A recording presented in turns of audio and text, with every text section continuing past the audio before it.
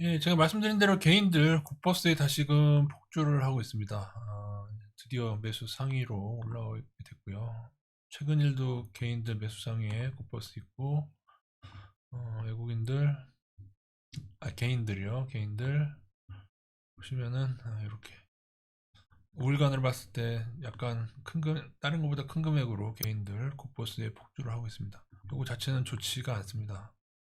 물론 개인들 방향이 맞는 경우도 물론 있습니다. 이게 뭐 아주 크게 모인 건 아니기 때문에 그래서 외국인과 맞게 될까 그럴 수 있는데, 외국인 경우도 한 달 단위로 보면 삼성전자가 다시 매수 상위로 올라왔고요. 하이닉스도 있고, 그리고 그 외에 2차 전지 중에서 외국인들이 많이 사고 있죠. 근데 물론 이제 이 중에 LG 엔솔하고 포스코 케미칼, 에코프로비행 등은 약간 고평가로 보고 있긴 합니다만은, 그래도 LG화학, 삼성 SDI 같은 경우에는 이것도 좀 단계 많이 오르긴 했죠.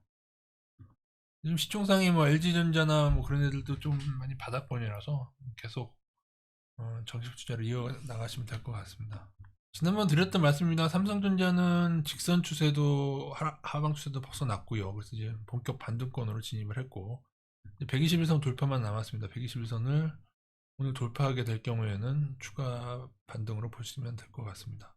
올해 중에는 61선도 돌파하고 120선 돌파 시도하고, 올해 중으로는 가장 좋은 위치입니다. 이렇게 보시면은 이런 거를 벗어났을 때 추가로 반등이 나오죠. 이렇게 요 정도라도. 근데 바닥권에서 조금 더 큰 경우도 있기 때문에, 물론 이제 나스닥이 위험 요소긴 합니다. 나스닥 차트가 지금 현재도 좀 좋진 않고, 근데 이제 중국이 급반등하면서 우리는 중국 따라서 버틴 겁니다. 나스닥이 떨어져도 그렇게 보시면 될 것 같고요.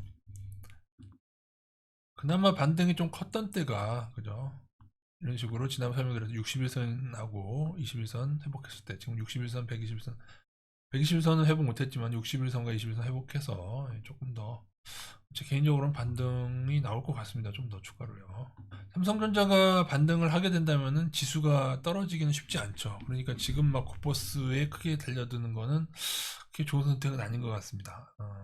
물론 또 개인 코퍼스에 크지 않은 방향전을 할 수 있긴 하지만, 제 판단에는 어쨌든 개인들이 많이 몰려다니는 데서 벗어나 있어야 됩니다. 예전에 삼성전자 몰려다니다가 결국에 이렇게 되지 않습니까? 근데 또 개인들이 또 삼성전자나 사이닉스 또 팔게 되면은 또 오르겠죠.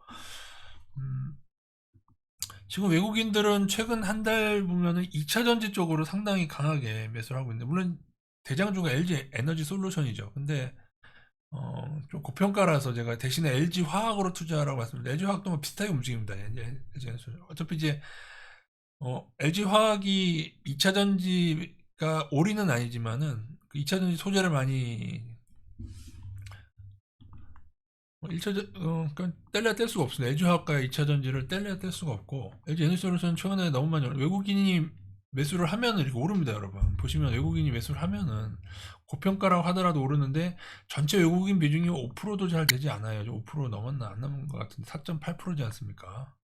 그러니까 단기로 조금 오르다가, 물론 글쎄요, 실적이 막 갑자기 올해 들어서 중국 제재로 인해서 배터리가 막 5배, 6배 정도 좋아진다면은 모르겠지만은, 그러지 않은 한 LG 엔솔은 조금 고평가 상장해가지고 PBR상 좀 부담스러운 가격대고, 전체적으로 외국인은 5%도 들어와 있지 않다.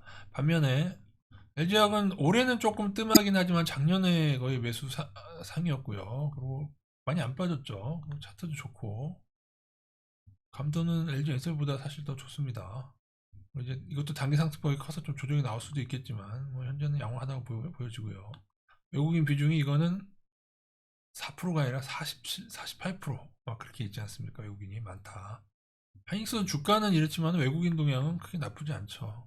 그래서 정기 투자들 지난 말씀드린 LG전자도 지금 양호하고요. LG전자, 하이닉스. 그러니까 중단기 매매가 아니라 정식 매매입니다. 중단기로 하시면은 지금 삼성전자나 LG전자는 조금 더 상승하면은 또 신호가 나거든요. 지금도 반등 신호가 난 다음에 7% 정도 금요일 반등했고요. 근데 여기서 조금 더 올라가면 또 추가 반등 신호가 납니다. 등등 이제 단기로 먹고 빠지는 애들하고, 그 다음에 적립식을 모아가는 애들하고 다르거든요. 현대기아 같은 경우는 차트적으로는 신호가 안 났지만은 그냥 장기적으로 떨어질 때마다 모아가는 건 상관없으니까, 이쪽에서는 제가 되도록 적립식 위주로 말씀드리는데, 다 괜찮습니다. 뭐 현대제철 포스코는 업황은 지금 안 좋긴 하죠. 환율 때문에 업황은 안 좋은데 개인적으로 현대제철 포스코도 워낙에 저평가 레벨이니까 외인 동향은 포스코 같은 경우는 최근에 별로 좋진 않은데 얘네들도 그냥 올인하시긴 좀 그렇고 좀 골고루 하면서 오히려 지금은 하이닉스나 LG전자 이런 현대차 기아는 중간에 떨어지더라도 장기적으로 상당히 괜찮을 것 같아요. 지금 제 생각에 지금 상당히 좋아지고 있습니다. 현대차 기아가요. 이 실적을 유지할지 그건 잘 모르겠지만 참고하시기 바라겠습니다.